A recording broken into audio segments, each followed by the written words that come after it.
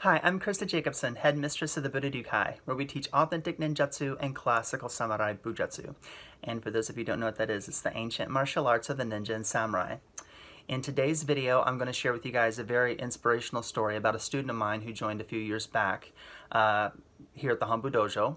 And his name is Mr. McCollum. And for those of you guys who follow the social media, you guys know that Mr. McCollum is visually impaired. He's blind. And until he asked to be a member of the dojo and asked if he could start his training here, I had never worked with anybody that was, blind or visually impaired. So his story is rather unique and I feel very inspirational. And today I'm going to share with you guys some of the experiences that we've had here at the dojo. Now, before I begin, I always have a shout out to all of my new viewers. So if this is the first video that you guys have seen of me, my name is Christa Jacobson. I am the headmistress of the Budo, which means School of the Warrior Way. We teach Koryu Ninjutsu and Koryu Bujutsu, which means the ancient martial arts of the ninja and samurai. The school does have other areas of focus such as reality-based self-defense, weapons training and tactics, survival skills, concealed carry, martial arts theory, thought and philosophy, martial arts conditioning. If any of those topics at all interest you, please subscribe to the YouTube channel. Don't forget to click the bell. That way you guys can keep up with everything that we are doing. Right. So let's get on with it. So Mr. McCollum, right? So he is a personal student of mine here at the Hanbu Dojo, and he started a few years ago, 2 or 3 years back, and when he called, if I remember right, there was a couple calls, right? Because at first I wasn't, I was very hesitant to letting him come in and start training. I had never worked with anybody that was visually impaired, that was, blind. I didn't know if I was going to be if I had everything I needed. I didn't know. There were so many unknowns, and at first I was sitting there thinking, well, shit, how do I teach martial arts to an individual? Because my style of teaching, and every teacher has their own style of teaching, but my style of teaching has always been like, okay, watch me do it. Did you see me do it? There's the constant visual, you see me, now let's start working, you do it, okay, now let's start working from there. And I would say that it made things much different, because teaching someone that can't see what you're doing changed the way that I taught, changed the way that the ways that I explain things, the way that you talk about position and body alignment, and we focus a lot more on all the other senses as well. So it's not just, obviously we can't focus so much on sight, so we focus more on smell or touch or hearing and things like that. And it was a big learning curve for me, to be honest, a huge learning curve for me. Now, when he got his first belt, when he got his yellow belt, I made a post, and when I made this post, I called it the Blind Ninja, right? That was the name of the post. I want to read that post to you guys, and from there, I'll just kind of pick the story up from that. But I wrote this on social media a few years back. I'm going to read it to you guys, and the reason I'm going to read this to you guys is because, a lot of times you make a post, and then, the people that didn't see it that day don't see it, and then they never go back and look at old posts. But this just gives me an opportunity to kind of share an older post with you guys, give you the information, and then I'll come back and get you some more information, okay? So here's the post about Mr. McCollum. A few years ago, Mr. McCollum called and asked if he could start his training with me in ninjutsu.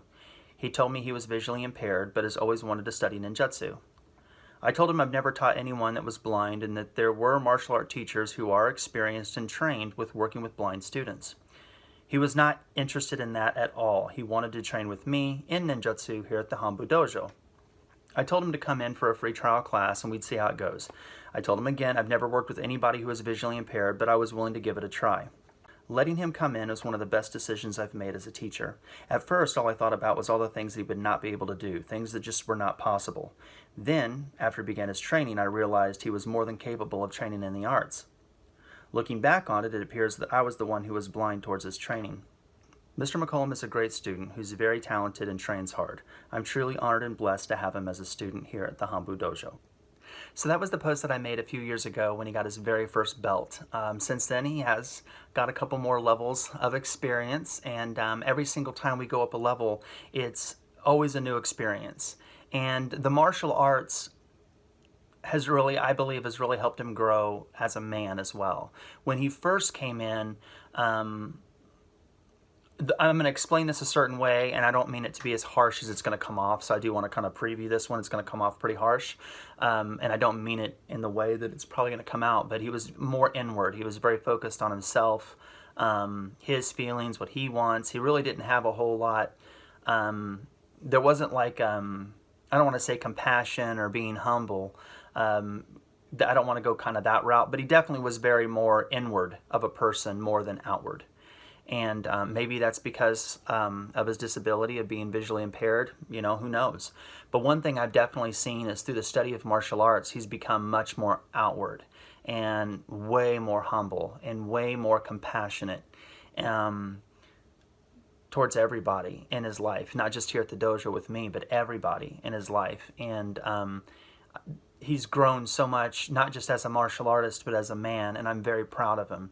I mean, it is difficult because every single thing that he does, he has to plan for. So he has to get someone that can help him get to the dojo, and he has to have someone that can help him get back home, and you know, so on and so forth. So there is a lot of things that we take for granted in our life. You know, it can be very much a struggle for him. Without doubt, anyone who watches him train, or if you guys have ever seen him, any of him training, he's very talented, very athletic. You know, in that regard, when it comes to the physicality of things, he's very talented. But when I talk about his growth in the martial arts, it's the fact that as he's come here, in the beginning, there were times where I was thinking, man, this might be a little rough, because the mindset that he had coming in wasn't really reflective of the philosophy that I want my students to understand with the arts and the things that we preach here within this organization. But then as the years went on and we started training, and he started dedicating himself to the arts, and he started really putting himself through the training and understanding it and wanting to know more about the history and the tradition and the etiquette and, you know, all these things. Plus he was making changes in his personal life as well that definitely helped. And that was on him with him making specific changes. But all those things really helped him grow as an individual. And now we're doing everything from punching and kicking and blocking and moving and tai sabaki drills. He's doing nage waza, throwing techniques and grappling, and he's doing kensetsu waza, locking and choking, and I mean, he's doing the whole shebang up to point. Where he's at in his training, he's done very well. And I never have taken, like I said, I've never taken a class on working with anyone who was visually impaired. I've never read a book. You know, I didn't look anything up. And I told him I wasn't going to do that. And the reason I told him I wasn't do it, because I told him, I said, you know, I'm competitive. I'm a very competitive woman, and I'm going to make this work some way or another.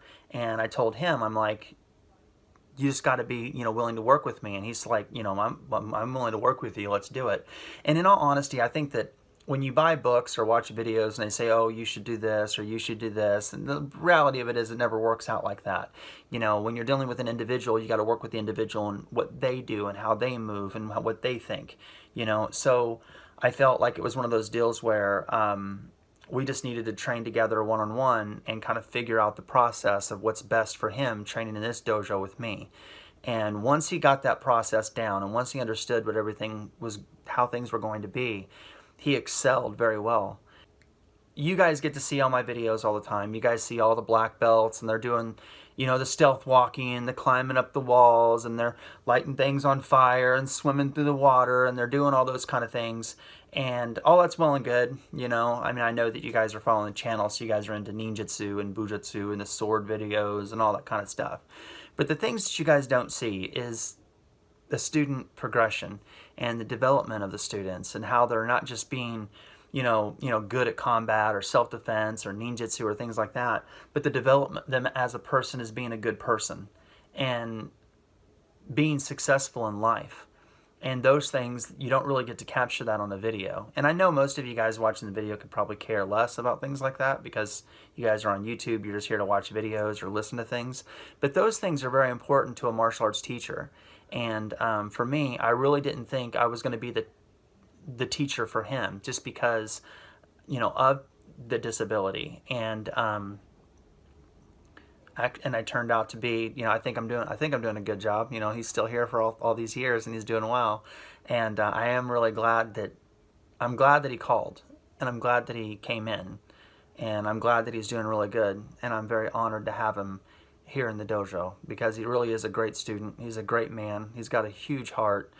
I'm really honored that he came to the dojo, and I think he is a huge inspiration for a lot of people because, you know, sometimes we all take things for granted, whether it's, you know, the house that we're living in, the job that you have, the amount of money that you have, things like eyesight, smell, taste, hearing, you know, and when you start taking away some of those, you know, sacred elements of our life, things like vision or smell or taste or, you know, electricity or any of these things that we have in our life that we use, internet, right?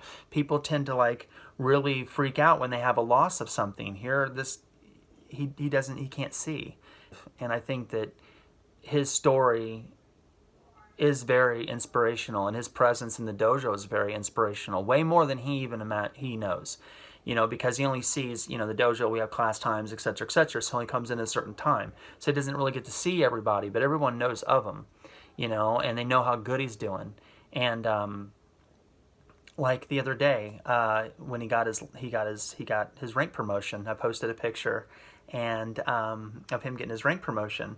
And, you know, one, he's not on Facebook, but even then he doesn't get to see all the people that liked the photo and said congratulations and you're doing a good job. And, you know, he doesn't realize how inspirational he truly is in the organization.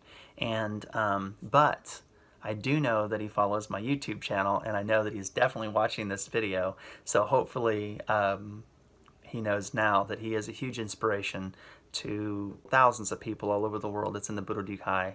And if he just keeps on doing what he's doing, he's going to be very successful in the martial arts. So anyway, that is my little thought for you guys today. Quick little vlog video on one of my students here at the dojo. Put your comments in below if you guys have any questions, any thoughts. If you guys have ever trained with anyone who's visually impaired or any other disability, just stick it down there and let me know the story. I think that would be absolutely wonderful.